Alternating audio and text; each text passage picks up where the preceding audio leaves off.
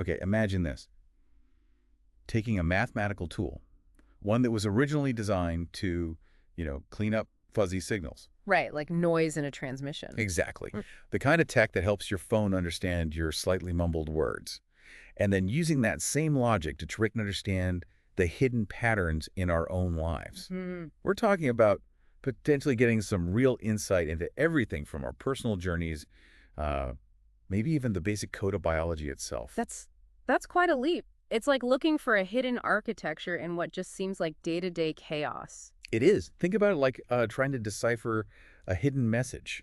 Like in the Da Vinci Code, all those layers of meaning. Okay, I see the parallel. Only here, the code isn't in a painting. It's life. Hmm. And the key to maybe unlocking some of his secrets might just be this surprising bit of math. And that's exactly what we want to dig into today in this deep dive. Our mission, really, is to get a handle on this tool, the Viterbi algorithm, and explore its, frankly, unexpected potential beyond just tech. Right. Okay, so let's start there. The basics. What is the Viterbi algorithm? What does it actually do? Okay. So the Viterbi algorithm, it was developed by Andrew Viterbi back in the 1960s. 60s, right. And fundamentally, it's a really clever method. It's what's called a dynamic programming algorithm. Its main job is finding the most probable sequence of hidden events or states. Hidden states. Yeah, things you can't see directly, but you have observations that hint at them, especially when those observations are a bit messy or noisy or uncertain. Messy observations. Okay. Could you give me a picture of that, like an analogy? Sure. Think about grainy security footage, Yeah. and you're trying to figure out exactly where someone walked. Yeah, it's always blurry. Exactly. That blurriness, that's your noisy data. The Yeah. Viterbi algorithm is like a process that analyzes that fuzziness and calculates the most likely path the person actually took. It cuts through the static, basically. Okay, I get that. Sifting through noise to find the real signal underneath. So where is this actually used? Like in tech we encounter every day. Oh, it's actually all over the place, more than you'd think. Speech recognition is a big one. Like on my phone. Precisely. When you talk to your phone, the algorithm helps figure out the words you most likely said, even with background noise or, if you mumble a bit. Mhm. It's also absolutely vital in DNA sequencing, helping scientists piece together the correct order of A's, T's, C's, and G's, even when the reading process might have errors. That's the noise again. Wow, okay. And even your phone's autocorrect, it uses similar principles, guessing the word you most likely meant to type based on the sequence of keys you hit. That makes sense. It's always guessing. Okay, let's loop back to that Da Vinci Code idea you mentioned earlier.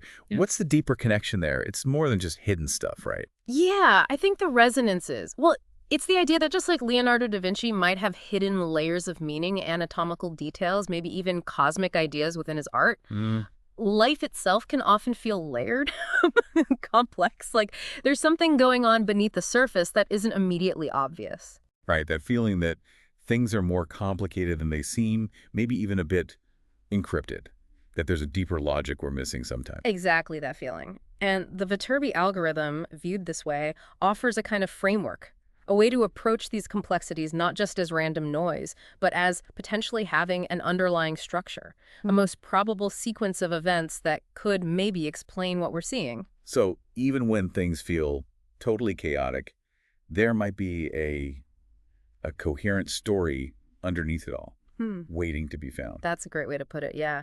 It suggests that apparent randomness might still point towards a most likely underlying reality, a probable narrative. You could almost maybe think of it as a kind of modern mystics compass, but expressed in binary code. It helps you find the most likely direction through the fog. Okay, I like that. A modern mystics compass. So we get how it decodes fuzzy video or messy genetic code.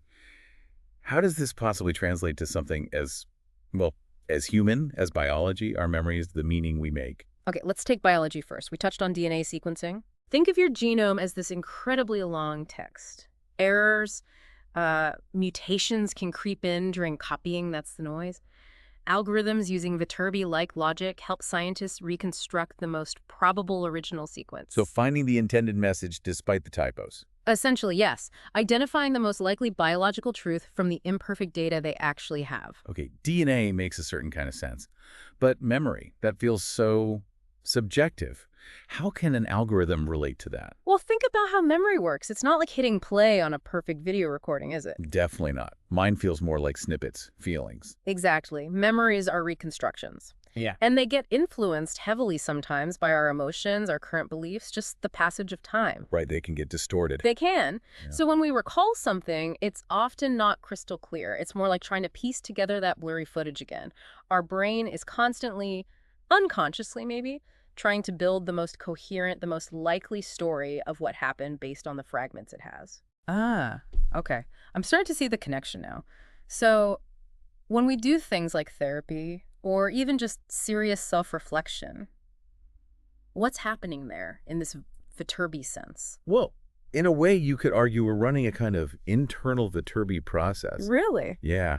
We're sifting through those recollections, the feelings, the fragments, trying to figure out the most consistent and probable sequence of events, their causes, their meanings. We're asking, which version of this story makes the most sense now? Which path through this memory, maybe this pain, feels most authentic, most likely to lead towards understanding or healing? So going over it again and again until a clearer picture emerges. Kind of, yeah. Refining the narrative, finding the most probable thread through it all. That's a really interesting way to think about therapy. Okay, but what about when things are really broken? Like with trauma, how does that mess with this most likely sequence? Trauma can just shatter that internal narrative. It can fragment memories so badly that the story feels, well, unreadable, like deeply corrupted data. Conditions like PTSD, for instance, can really scramble your sense of time.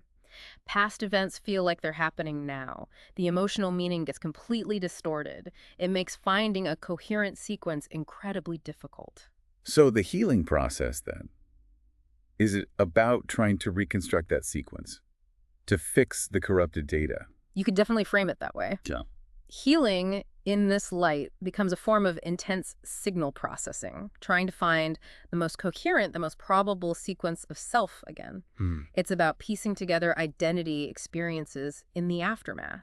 It's not about making things up, inventing a past that didn't happen. Right, not inventing. No, but about carefully sifting through the noise, the traumatic fragments, the intense fear, the confusion to try and rediscover or maybe rebuild the most likely, the most authentic narrative of one's life that incorporates the trauma but isn't solely defined by it. The brain is trying to reestablish a stable timeline, an understandable story. This is giving me a completely new lens. Wow. Okay, you also mentioned there's a philosophical angle here. Yes, and it's actually quite important. The Viterbi algorithm, remember, doesn't give you absolute truth. Okay. It gives you the most likely truth based on the available evidence, the observations. That feels like a really key distinction. What are the implications of that? Well, it aligns much more closely with a philosophical idea called probabilism. Probabilism. Yeah, the idea that much of our knowledge, maybe most of it, is based on probabilities, on likelihoods, rather than absolute certainties. It contrasts with strict determinism, the idea that everything is rigidly fixed and predetermined. So we're navigating by probabilities, not by a fixed map. Exactly. The Viterbi algorithm is almost a mathematical embodiment of that. We make choices, interpret events, build our understanding based on what seems most probable given the information we have at that moment. And how does this tie into, well, into more spiritual or even mystical ways people try to understand the world? Think about practices like reading signs, interpreting omens, looking for patterns in what seem like random events. These are ancient human ways of trying to discern a path, find meaning, understand direction when the whole map isn't visible. Right, trying to make sense of it all. Precisely. The Viterbi algorithm, in its own mathematical domain, actually mirrors this deep human impulse.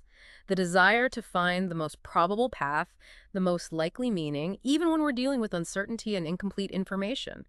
It's a structured way to make the best possible guess about the underlying reality from the signals we can perceive. Okay, so if we try to pull all these threads together, what's the main takeaway here? The core message? I think the central idea is this. Life often feels chaotic, random, unpredictable, noise everywhere. Yeah, that sounds familiar. But maybe, just maybe, underneath all that noise, there's an underlying probable path, a most coherent explanation, a most likely sequence for our experiences, for the world around us. And the Viterbi algorithm gives us a powerful metaphor, a framework for thinking about how we might find that signal within the noise. So like Da Vinci hiding layers in his art, maybe we are too. Maybe we're all, in a sense, painting our own complex stories through our choices, our experiences, even when it looks like a mess. That's a beautiful way to put it, exactly. And the Viterbi algorithm, seen through this lens, is like a tool, maybe just a conceptual tool for trying to glimpse the masterpiece underneath, the most probable, the most meaningful narrative hidden within the apparent randomness of our lives. A masterpiece underneath. That's a really powerful image to sit with. So for you listening, perhaps take a moment. How does this idea resonate with your own life? Where have you felt like you were trying to, I don't know, debug your own Or experiences? decode your past. Yeah, decode your past, or figure out the most likely path forward through present confusion. It certainly gives you a different, a thought-provoking way to look at the whole process, doesn't it?